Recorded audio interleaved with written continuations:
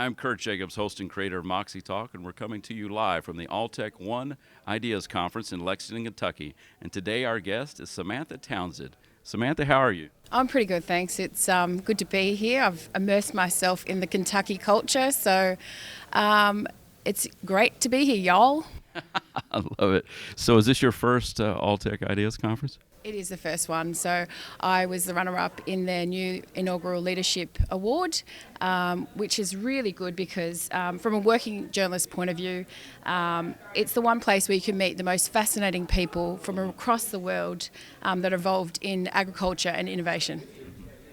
This is one of the preeminent idea conferences in the entire world. Who or what inspired you on your career path? So when I was young, I loved sport. And I was never going to be a sports star, quite clearly, but I loved to cover it. So that's what got me into journalism in the first place. But as I went along in my career, coming from a farming background, it was agriculture that really inspired me. And so it was this drive to bridge the gap between city and country. I think that's my passion, and that's what I'd like to do, is bridge that gap to tell mainstream audiences where their food comes from, how it's grown, and to get to their table.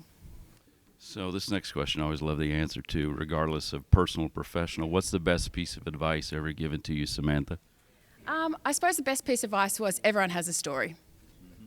Don't be afraid to ask the hard questions, because I started in men's interest magazines, which was a very interesting start in my career, and had to ask the difficult questions back then. So that was the best piece of advice.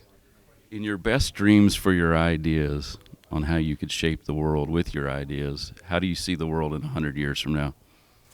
Oh, look, I'd hoped that city consumers really understand where their food comes from. I hope that they buy a branded product. You see, back home, we're in a really severe drought.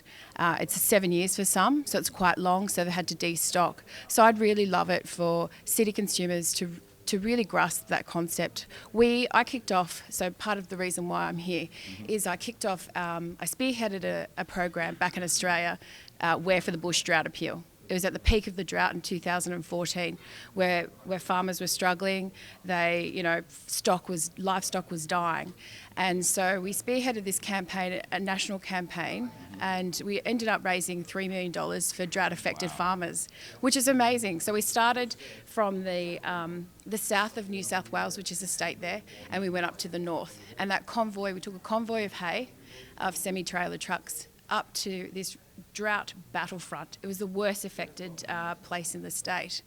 And that hay rolled into town. And I remember it so clearly, like it was in 2014. And that hay rolled into town, and you could see the faces on the farmers there. They just, some cried. And then we had this gnarly old farmer who's weathered. He'd driven 4 hours for this hay.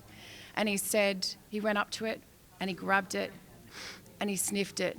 And he said, "This is bloody good stuff, mate," with a tear in his eye. Wow. And I just thought, well, that's great. And those are the stories we need to tell. Not just the hardships, but also like through Alltech and through the International Federation of Agricultural Journalists, to tell those stories of, what our farmers, the highs and the lows in that case, of what they're going through.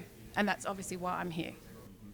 Now, we do a much more formal type studio interview that lasts about 30 minutes to an hour, so it's a pretty heavy question I'm about to ask you, but we ask every guest that we add to our library.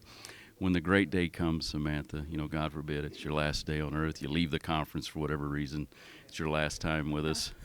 How do you want to be remembered by family, friends, colleagues, people in the industry? Look, we have a quote in our house, and I have 2 small kids, and I say to them, rock your own style, dance to your own beat, and don't forget to move your feet. So that's how I'd like to be remembered. Someone who certainly rocked her own style, who certainly danced her own beat, and I love to dance, so I can move my feet. That's one of the happiest, most positive answers we've ever had to that question. Thanks so much for being on Moxie Talk with Kirt Jacobs. Thanks so much. Thank you, Samantha, for being on Moxie Talk with Kirt Jacobs, and we'll be back with more at the Alltech One Conference here in Lexington, Kentucky.